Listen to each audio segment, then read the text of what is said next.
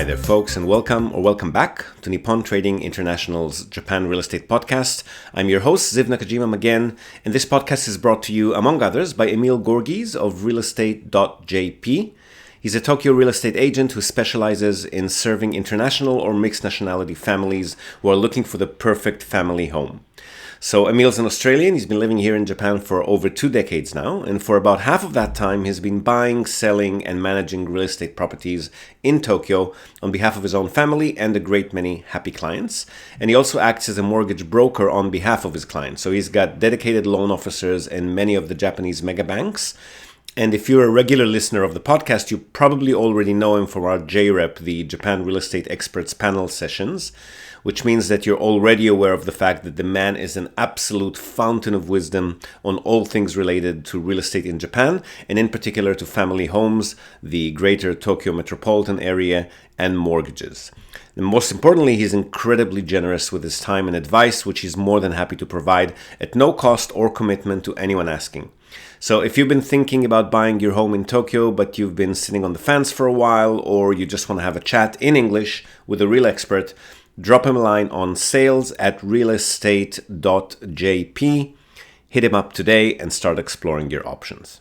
All right, so a short kind of meta / behind the scenes episode for you today. This is our summit debriefing session that I had with Tracy and Emil, who were with me at the Japan Real Estate Summit spring session earlier this month in Tokyo.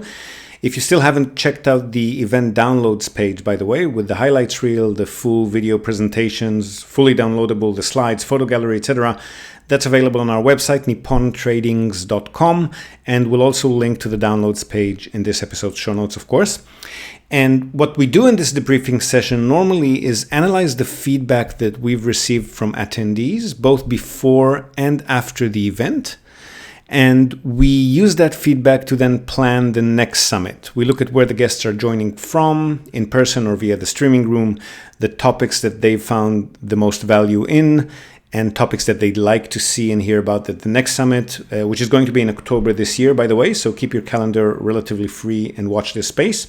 And we also discussed the format of the summits moving forward. So we've already decided that it's going to be a modular 2-day event. So people will be able to attend the full weekend, but also purchase tickets for only one of the days if they want, with or without the after parties, which we're going to have on both days. And those we're also going to be expanding on, by the way, because they're always a lot of fun and very successful. And we're going to be introducing some breakout room sessions for hands-on sit-downs with our experts, smaller groups to dive deeper and get more technical on various topics and deals analysis, workshops and such.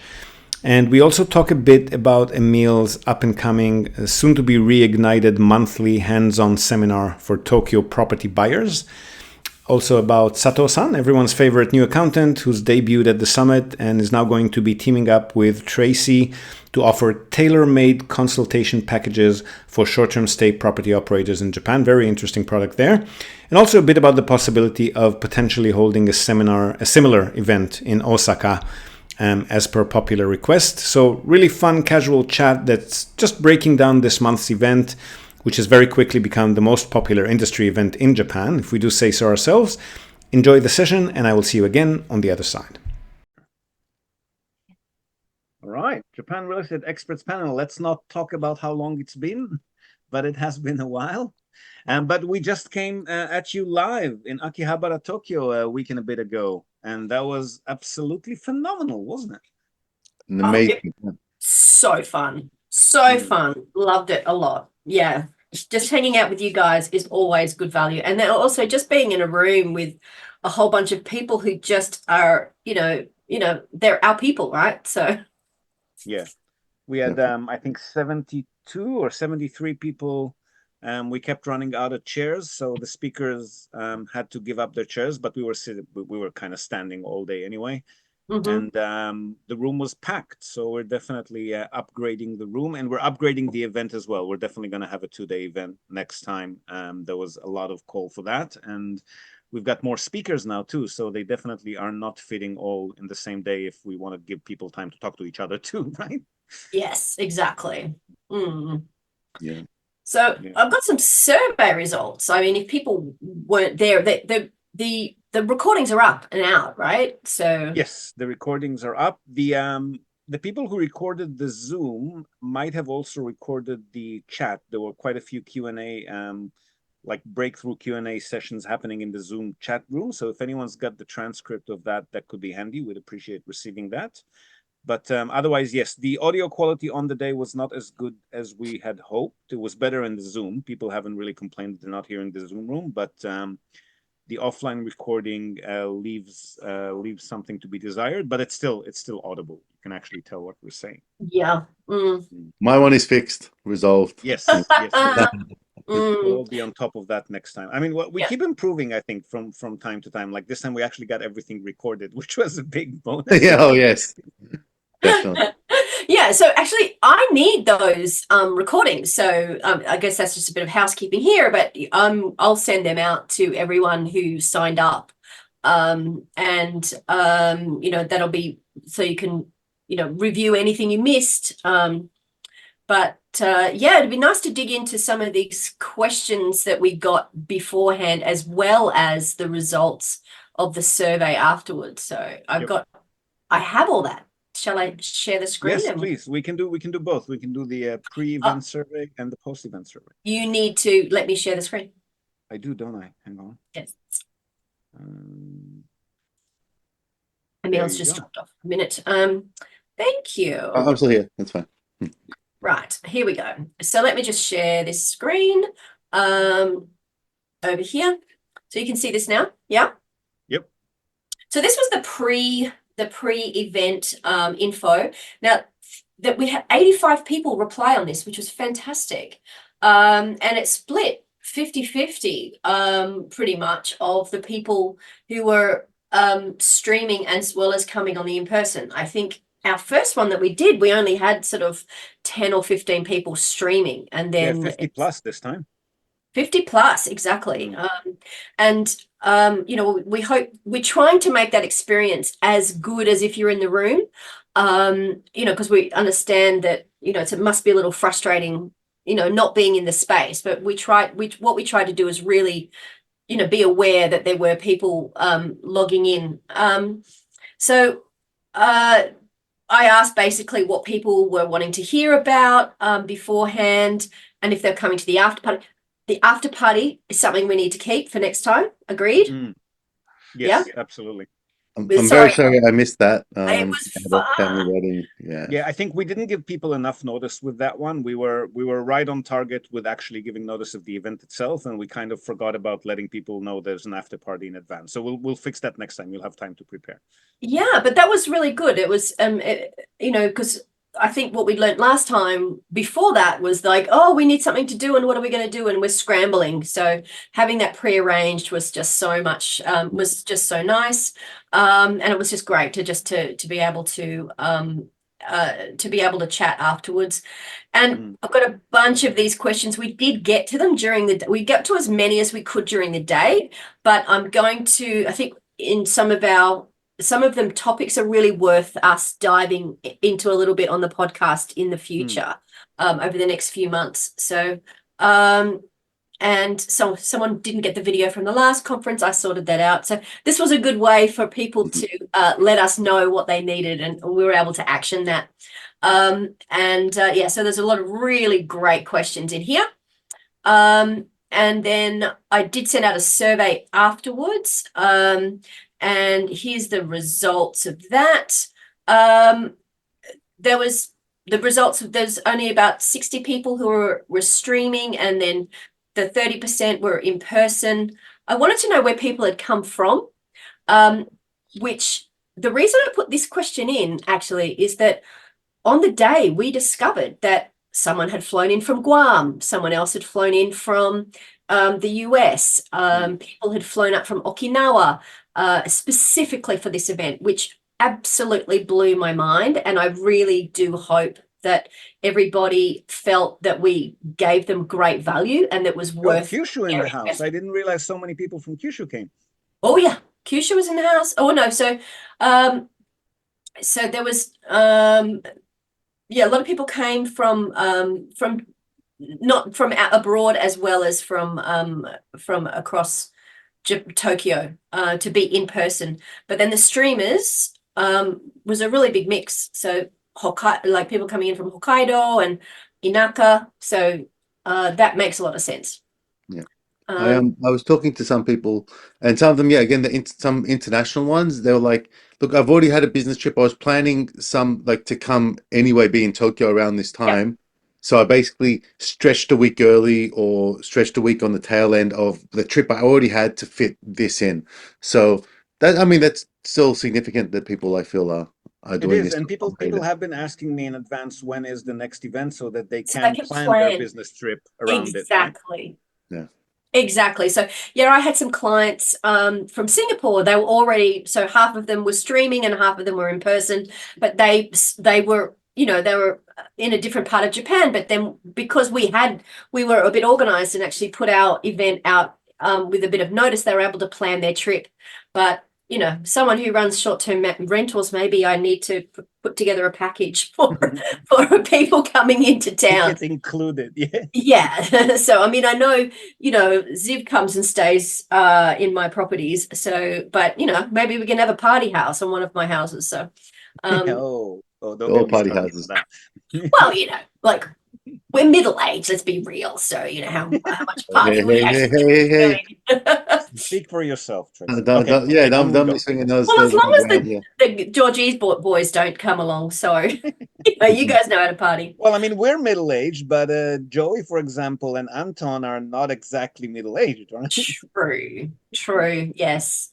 So, but most people said, look, the event was great. The value was good. The venue was not good. So this has been the response. So that's something that we really need to take on board.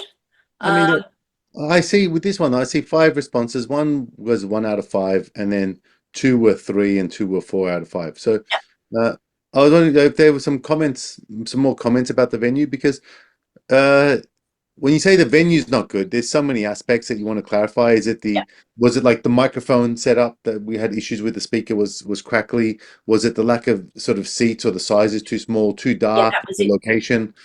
A million stuff about venue that I think need to be well, you know, spend on.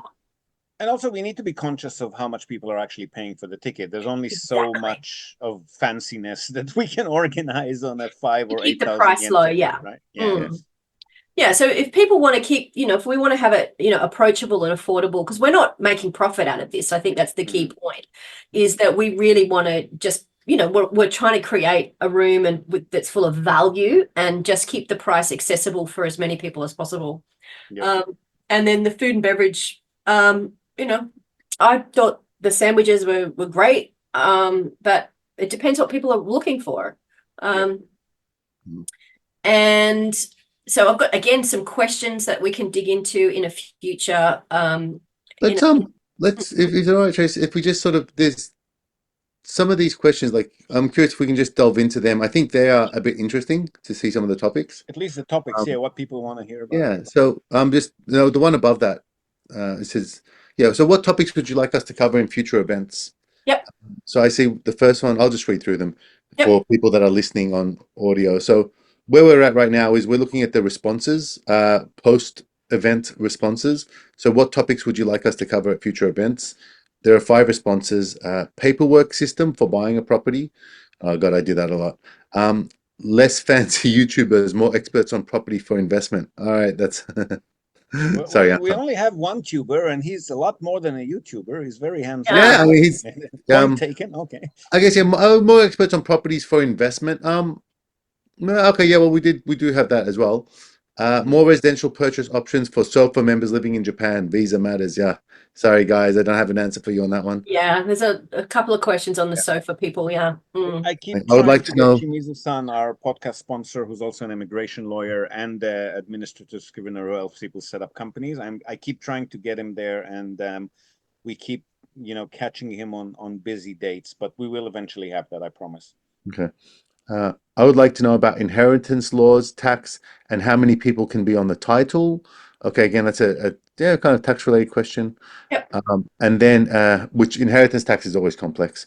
And Yes. then extensive, and we did have Daigo-san, I believe, which so I had to leave at just towards I missed the last two speakers, unfortunately. So and so Daigo was one I was really interested in speaking because he's a new person to the mix and on tax accounting.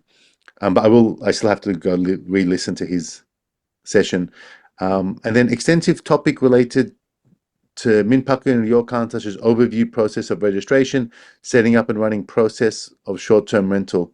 Trace, that's all you. That's all me, baby. And I'm conscious when I was doing my presentation, I was conscious that not everybody in the room is interested in Minpaku, is that's not their business. And so I was trying to keep everything to be fairly informative. But why I think and we'll get into this in a minute, but for the next one, I really want to be doing like deep dives with smaller groups. So breakout rooms where people who are really interested in one particular topic, where we can dig in and dive in and do a like maybe even hot seat of someone's business other than mine, right? So and let's use a hive mind and really help people out specifically for Minpaku. So that's one thing I really think would be valuable to a lot of people because it's quite complex. But if you're talking to people that have done it before, if you can see a way forward, then that's always an easier prospect. So well, breakout rooms also answer the thing about people who might not be interested in one topic or another. Then for example, the second day, every session is divided into two, and if you're interested in A, you go to room A, and if you're interested in B, you go to room B. Sometimes you happen to be interested in both, then you just gotta take a pick, but otherwise it gives people more options. I think that's a really good idea, actually. Yeah, I was thinking something similar. For example, with my real estate one, right? I do my presentation, and then when it's not my presentation in one or two other sessions, I'll have like a Mills breakout room, and people that are like, you know what, I want personal house, I don't want to do Minpaku. So when Tracy's up speaking, I've got my breakout room session. Exactly. Right. And vice versa. I think there's a bunch of stuff. And that's when you can get it. That's when you can really get granular on the paperwork, right? Like, because it's been so long since I bought my house, I've forgotten what all the paperwork was. And I think even at the time I was just like honko. You just do, it would have been better for me to have been a bit more informed, but Yeah. There's a lot. All right, let's move on to the next one. And improvements for next time. Sound system, that's a big one. So that's testing before the start, that's an issue. We're going to address that, I hope, by having our own sound system. But testing before the start is a problem because we're renting the room by the hour on the day. And even if we come in an hour earlier and test it, there's very little that we can do to actually find a fix to that. But I think we'll try to fix that by either renting or purchasing an actual sound system that will bring it with us. And again, that's something that would be addressed if we happen to upgrade to a fancier venue. They always have fancier sound systems too. Exactly. But we'll have to balance that with ticket prices again. Yeah. So, which sort of led me into additional questions like, would you be likely? And so the overwhelming is like, yes. And then depending on speakers, and then someone's done a plug for themselves going, I own a mobile DJ company here. So for the after party. So I love I would not mind. I'm a bit of a hobbyist DJ myself. I would not mind having some music at the after party, actually. So yes, whoever that is, let's talk. Yeah, no, I love the hustle. So yeah. Go for the plug. And this is we've only got a few people responding on this so far, so it's probably not a huge cross section, but I'll send this out again so we get more of an idea of the results. But would you be interested in a weekend retreat in a Tokyo venue? So so that's a mixed response. And then the pricing would be that's the hard thing. That's what we've Well, really just to point out, the weekend retreat is going to be optional. So you will be able to attend the single day if you want, Sure. whether the first or the second. The second, it'll probably going to be a bit more hands-on. Yeah. Attend the after party, don't attend the after party like we did this year. It's not going to be a like all or nothing kind of thing. Yeah, so that's why I thought we could do a pick and mix, a pick and mix type of thing with different types of tickets.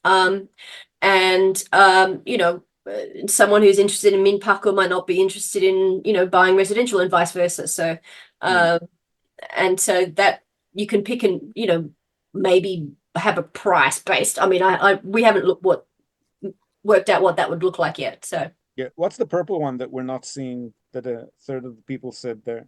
What's that? I think it's just other. Other, okay. Yeah. Yeah, I can pop that out and see what it is. So yeah. Yeah. I think the people that have, I mean, not many people filled up the post-event survey, but everyone who's reached out to say that they attended either online or in person have all said that they really found a lot of value in the content. So I think regardless of what people have been feeling about the venue or the food or the audio quality, I don't see that anyone has actually complained about the content. Everyone seems to be very satisfied with that. Everyone's very satisfied with that. And so the new speakers are sorry, Akiyamart. Yay, I'm wearing an Akiyamart shirt. You can't see. Yeah. There you go. Go, Joey. They had swag. I was pretty impressed that they had swag, which was good. I got one of those as well, so that's fine. Yeah. No, I think, I think the response on the day was great as well. Since then, there's been a lot of people reaching out. And that after party was just, sorry, Emil, but it was fun. It was lovely. And it was just really nice to, to get to know better some of the people who were there. So some really, really nice conversations with it was an after high quality people. We went on to a second venue after that was done. It was a lot of fun. Yeah. So what happened there? No, nothing, just craft beer, but it was good. Fantastic.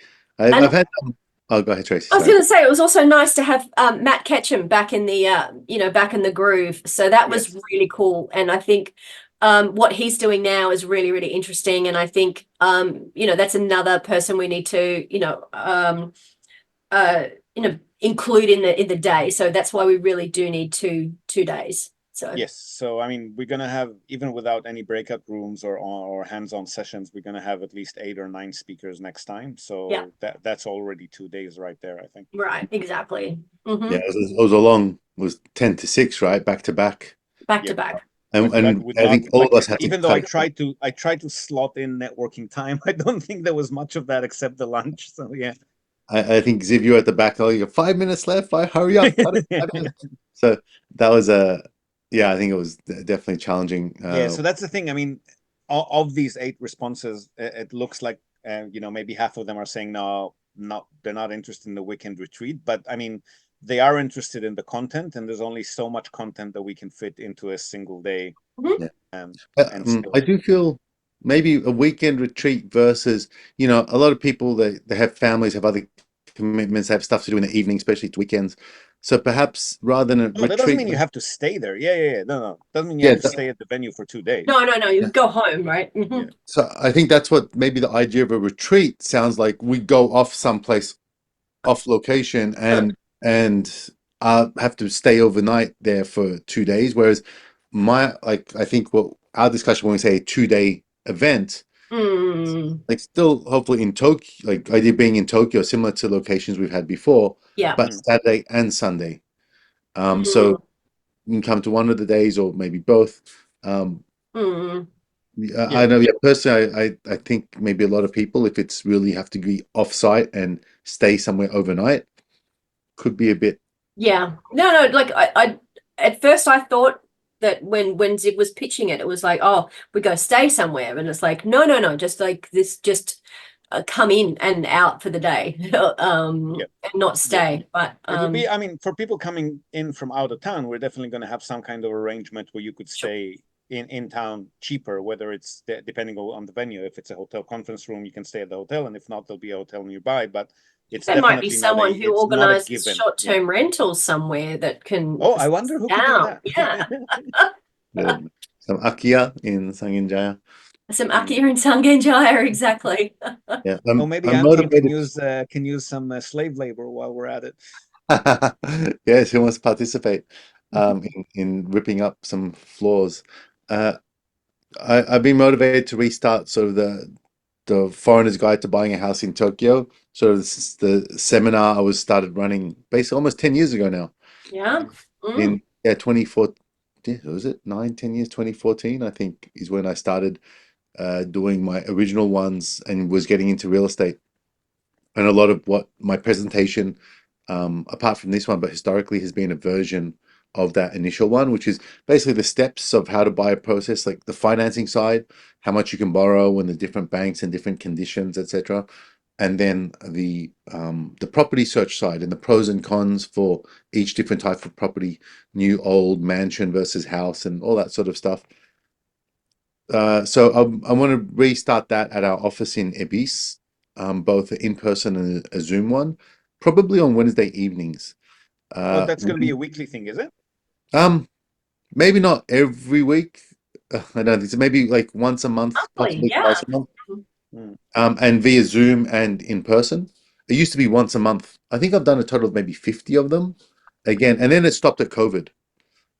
But that was a lot of what I was doing before sort of doing the podcast with you, Ziv and Trace. Mm-hmm. Yeah, and Wednesdays, like most real estate agents are closed on Tuesdays and Wednesdays. So our office, although it's still open, is pretty much closed. There's no contracts. The meeting room is the conference table we have is open. So we can probably fit about, 15 people to 20 people comfortably around our conference table, in person plus the Zoom. So that's, I think, something I need to really pick up. There's a lot of people with very specific personal related questions about financing and their real unique individual property search that don't get sort of enough time to discuss in a place like the summit we had last week, was it 2 weeks ago? So yeah, I think I want to start that back up. So if anybody's listening, sorry, go ahead, Amit.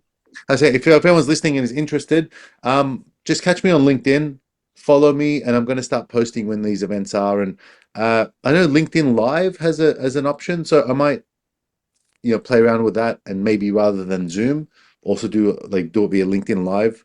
I still want to do Jason from Business in Japan has been doing very well with those. It's been quite convenient, he said.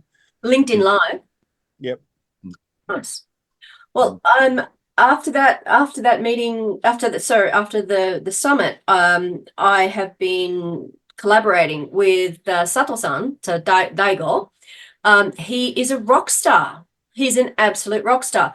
So I'm talking to him about some things, and yeah, we kept talking here on the sessions about creative accounting. I think we might have hit the jackpot there.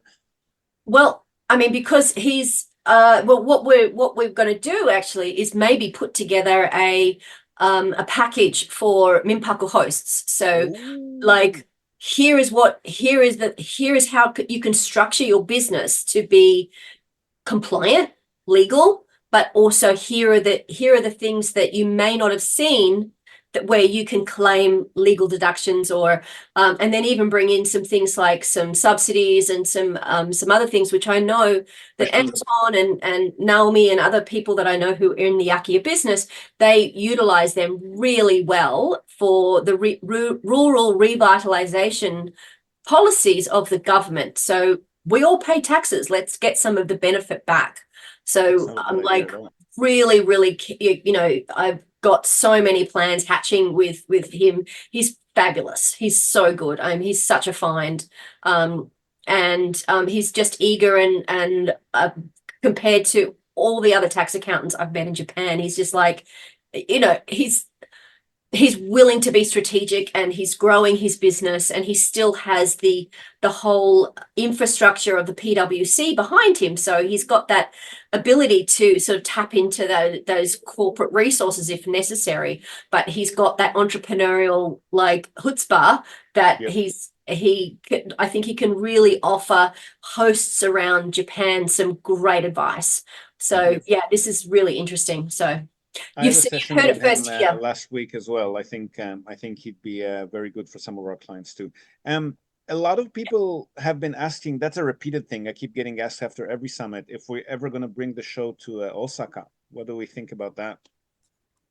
I'm I don't know down how with to the gauge. roadshow. I don't know how Yeah. to gauge interest. Maybe we need to send out another survey. If any of our listeners are in Osaka and are interested, Yeah. please do let us know, and we'll also send out a survey and post it on all of our channels to see if there's enough interest. Because when we do the summit in Tokyo, all of you are in Tokyo, and I'm the only one who needs to come in from out of town. But if we're doing it in Osaka, then everyone has to come in from out of town. Yeah, all of a sudden that's the cost there is going to be significantly different. And also and for me, my area is largely in the Tokyo side of stuff. So I'm not familiar with the locale, and I don't know if I can leave the same level of expertise and knowledge about the Osaka area that I do about Tokyo. So it's definitely a discussion we can have offline.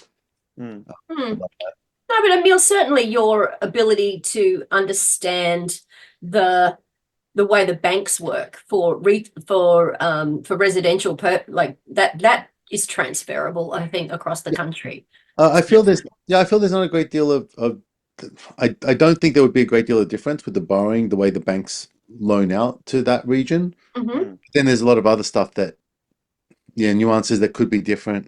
Or it could just end up, there could be some differences. I can't speak with a great deal of confidence.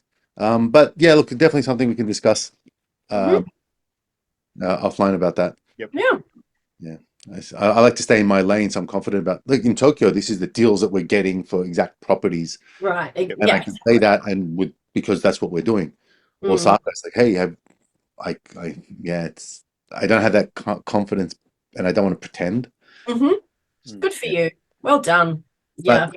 But again, information sharing. So let's see what the demand is, and how that moves forward. Fantastic. Yeah. So if anyone else has any other who hasn't filled in the survey, which is most of you, if you have any other comments or questions or topics that you'd like us to discuss in the next summit, or anything about the structure of the summit that you'd like to see changed or introduced, please reach out in the comment section or just directly to any of us. Fantastic. So when's this episode going to go out, Ziv? That one I will probably publish within the next few days. Nice. And I'll my backlog is slowly decreasing. I'm now just at 4 months of backlog, so we're slowly catching up. Fantastic. Well, I do have a great big long list of questions that we can really dig into. So when we have the full house, so there's a lot of things that I think. There's a lot of military people who listen, I think, and a lot of military people. So while the financing side of things and are not applicable, certainly there, the rest of what we talk about is certainly applicable. So, Yes, definitely. All right, fantastic. Thank Awesome. you for your time, everyone. Like and subscribe, and we'll see you soon. Stop it. Thank you. See you guys. All right. See you later. Bye-bye. Bye. All right, so there you have it, the Japan Real Estate Spring Summit debriefing session. Hope you've enjoyed it. And as mentioned there towards the end, we'd really love to hear from you, particularly if you've joined the summit this year. For some reason, we keep getting 10 times more survey responders before the event than we do after it. So we really want more feedback from you if you attended, but also from anyone who hasn't attended and would like to give us some feedback about what they'd want to see or hear about in the next events. So your feedback is really crucial to us. It's how we can keep reinventing and improving on these events. So hit us with it in the comment section or directly. Please, we really want to hear from you. Now, before we go, we're also, as always, going to tell you and also link to our other sponsor's website. That's Hiroshi Shimizu, immigration lawyer and administrative scrivener. If you're thinking about moving here on a more permanent basis, or you're already in Japan on some sort of a temporary visa and you want to switch to a longer term or permanent one, or if you're considering setting up a local company or a branch office of a foreign company and you've got any sort of business or visa related inquiries, or even if you just want to find out what your options are on any of these topics, feel free to contact Hiroshi Shimizu. You can find him at japanimmigrationexperts.com. And he can help you set up a company, apply for any kind of visa, or just provide you with the best advice and extremely affordable consultation related to these topics. And he's already done that for many of our listeners. So feel free to reach out to him. Again, that's japanimmigrationexperts.com, and you'll be well on your way. And that's it from us for today, folks. Hope you've enjoyed this episode of the Japan Real Estate Podcast. Do share it with your networks, and please let us know what you think. So leave us a short rating or review on the iTunes Store, on Spotify, or just drop us a line in the comment section of wherever you might have found this episode. We love hearing from you. Hope to have you with us again next time, and until then, have a great day or night ahead. Yoroshiku.